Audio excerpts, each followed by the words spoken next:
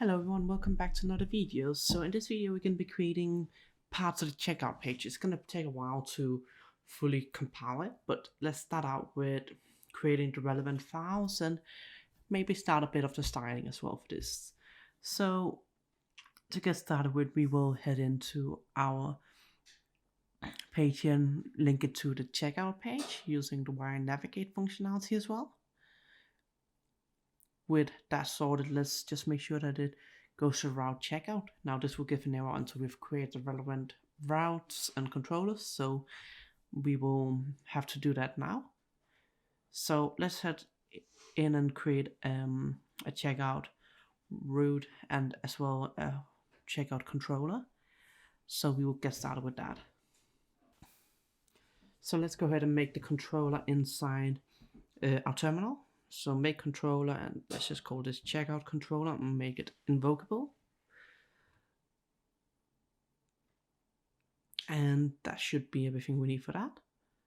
So with that sorted, let's head in and implement the checkout controller instead.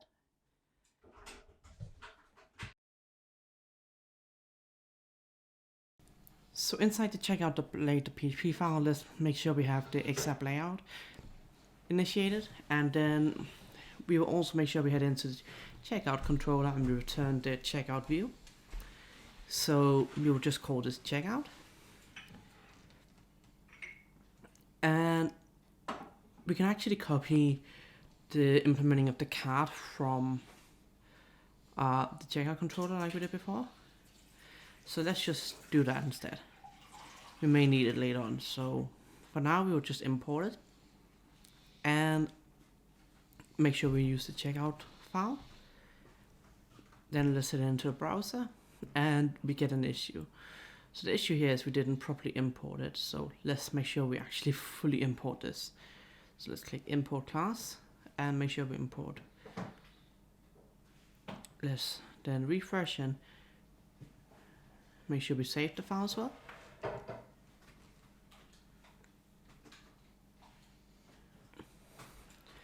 And with that save, we now get a different issue, and I think this is because we're calling the root inside web.php card for the checkout route.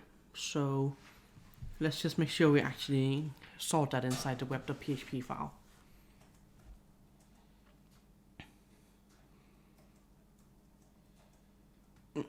And let's call this checkout.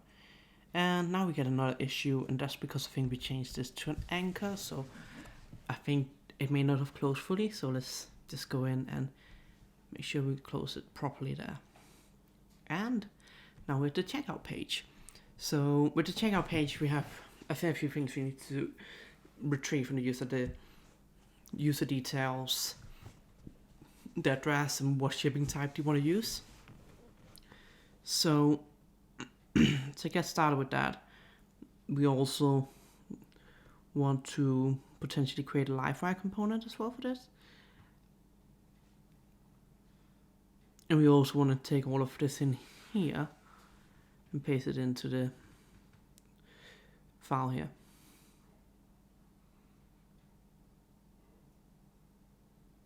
So we just call it checkout instead.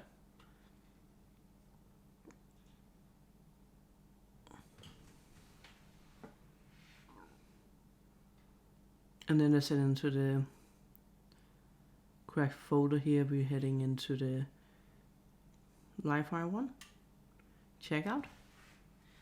And let's just take the things in from the component here and just make sure we can properly update the relevant information, such as when we delete and update something with the card, because we want in both places to be able to update and delete relevant information. Let's make sure we import this class again.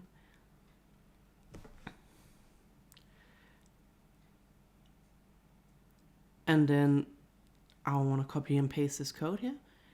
And let's pass this into our checkout file actually. So let's go into our checkout inside Livewire. Just copy and paste the code in. And there we go. Now we've got the same functionality as we had before. So with that sorted, we can now so we start some of this up. We will do some of it in another video as well, but let's start out with changing the CSS and the HTML around a bit. So we put this inside one main wrapper, and let's call this class with a flex. So we can have these side by side, and then we will have another div here with the checkout details, and this is going to be flexible because that's going to be the bigger one, whereas the one to the side where we have the price and that is going to be a smaller component. And let's just call this pay instead and leave it as it is. We will later on start working on it a bit more efficiently and tidying it up more. So let's actually make this another section, and let's make sure we also have some proper styling here. So I'm gonna see how it looks with 1 out of 4. That's a bit too small. 1 out of 5 maybe, 1 out of 3. No. So let's try to potentially increase this to 2 out of 5.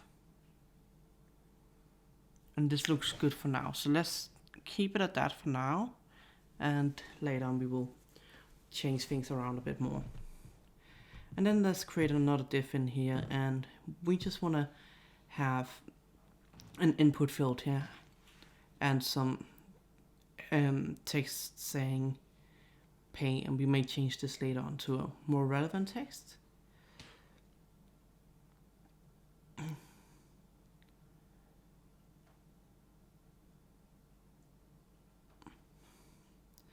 And we also want to make sure we have a bit change to styling. So maybe we want to just make this a bit smaller in the padding on the side.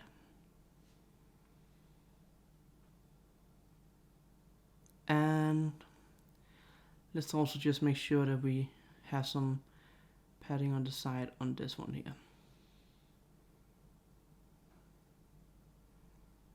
And it starts to look a little bit better. And again, this is not all of it done yet, so let's make this text a bit different in the size just to make it a bit easier to work with.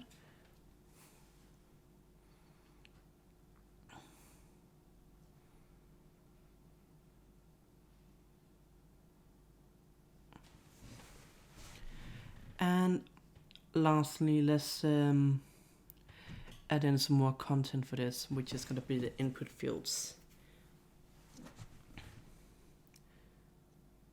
So let's just create a text box in and see how it looks so far on the page before we continue any further.